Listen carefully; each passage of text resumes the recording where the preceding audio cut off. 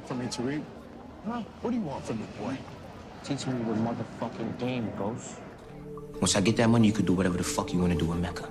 And I'm gonna be out of this game completely.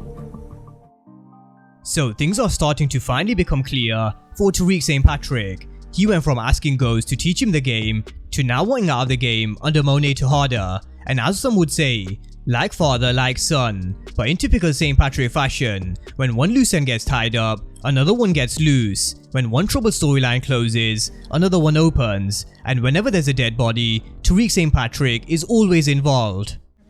I thought when James died the killing would stop, but it hasn't. Bodies continue to pile up around you, Tariq.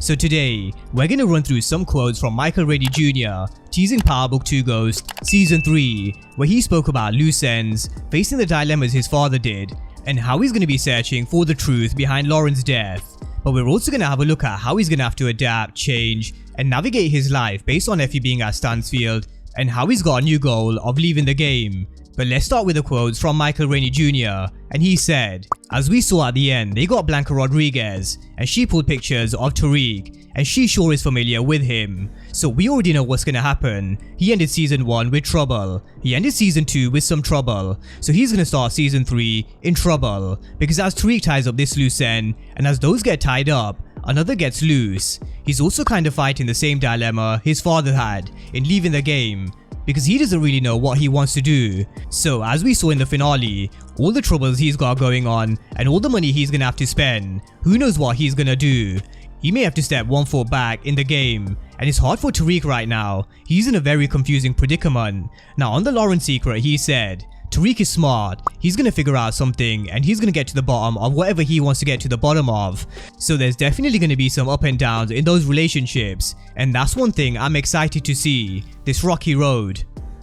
So that's what he said, but we're gonna break this down into 3. The loose ends, him leaving the game and facing some of the issues Ghost did, and then him finding out the truth behind Lauren's death.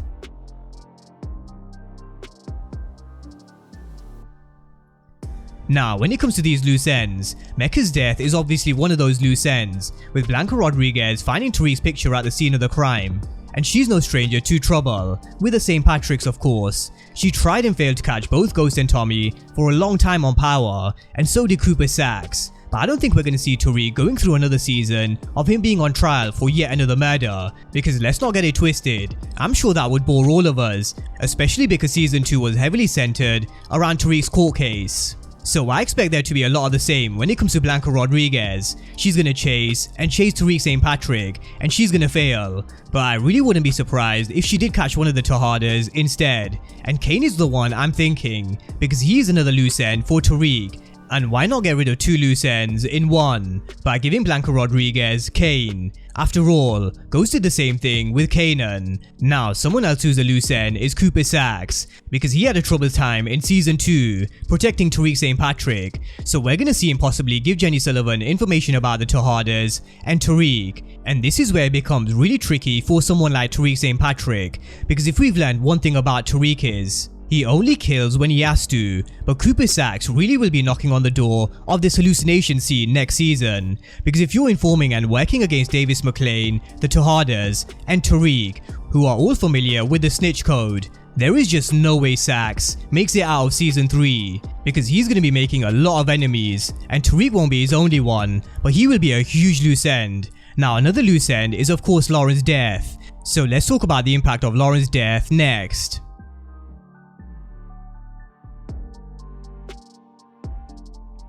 Now, when it comes to Lauren's death, you've got quite a few factors and people involved. There's Effie, who of course committed the murder, there's Braden, who lied to Tariq about getting Lauren safely out of the city, and then there's Kane, who was the one who was really pushing Braden to pull in the trigger and trying to convince him to do what needed to be done. She died in a car accident. Are you sure it was an accident? That's what the locals think. My question is, do you? Are you the only person that knew she was leaving town? Kane Tejada know? And we saw Tariq questioning Kane about Lauren later on in episode 10. But with what Michael Rainey Jr said about Tariq getting to the bottom of whatever he wants to get to the bottom of, this is another factor that just pours more fuel onto the fire with the bad blood between the two. They may very well have worked together for the greater good, but Tariq knows deep down Kane may have had a hand to play in Lauren's death. So this little conversation they had in the car where Tariq shut Kane down, I think we're going to revisit this at some point in season 3, and this small exchange between Kane and Tariq was just setting the foundation. But how does he navigate the situation with Effie when he finds out she was the one who killed Lauren? Especially because they're going to be a lot more closer with Effie now at Stansfield, and how is it going to impact his relationship with Braden?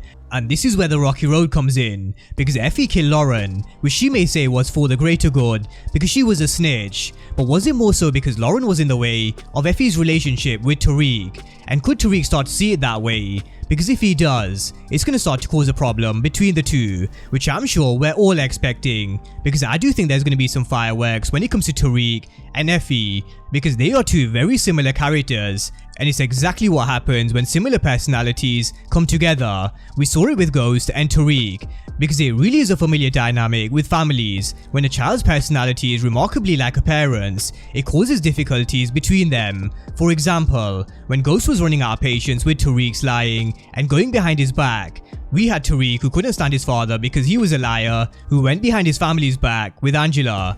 They were each describing the same personality trait, so there are definitely a lot of angles and perspectives when it comes to Tariq finding the truth about Lauren's death, but one which I'm looking forward to is this clash with Kane and Effie.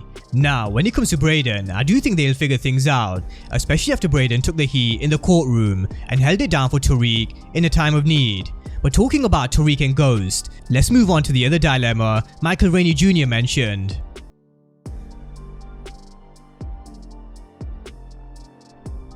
Now, Tariq can actually make a really easy choice. He can leave the game behind him, because it really is easy to leave the game under the Tejadas than it is from a connect like Ghost had with Lobos, Milan, or Jason Michich. There also is no connect in Power Book 2 Ghost, which could very well change in season 3, but we need to wait and see. But in a normal world, Tariq can graduate, collect his inheritance, and go about his business. But of course, this is power, and Blanca Rodriguez, Cooper Sachs, the Tejadas, and new enemies will complicate things, which is why he'll probably have to keep Davis McLean on tab. And we all know he doesn't come cheap.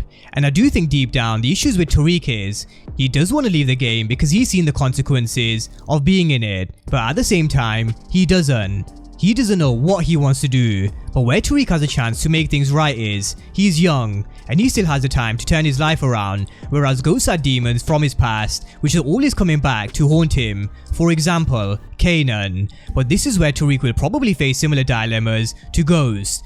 We're already seeing some of Ghost demons even haunting Tariq St. Patrick, for example Rashad Tate, 2-Bit, and Simon Stern. And it goes full circle to what was mentioned at the beginning of this video. When one troubled door closes, another one opens, and it really is a vicious cycle that Tariq St. Patrick is in. Because when and if he does think he's out of the game and he graduates, guess what? I'm sure Simon Stern will be there, because why not have a young Ghost who has a brilliant mind exactly like his father working for you? Because where Monet sees the benefit, I'm sure Simon Stern will be thinking the exact same. And we also saw Davis McLean hinting how he'd be a great lawyer, so it really is a dilemma for Tariq St. Patrick. But that's a breakdown of Tariq's loose ends, his issues that he's gonna face with Lauren's secret, and a potential personality clash with Effie, but also how he's gonna struggle to leave the game. So drop all your thoughts down below in the comment section on all 3 elements. And of course, if you're new to the channel and you haven't done so already, then remember to smash the subscribe button if you want to see everything Power Book 2 Ghost and Power Universe related. But as always, thank you guys for watching, and I'll see you next time.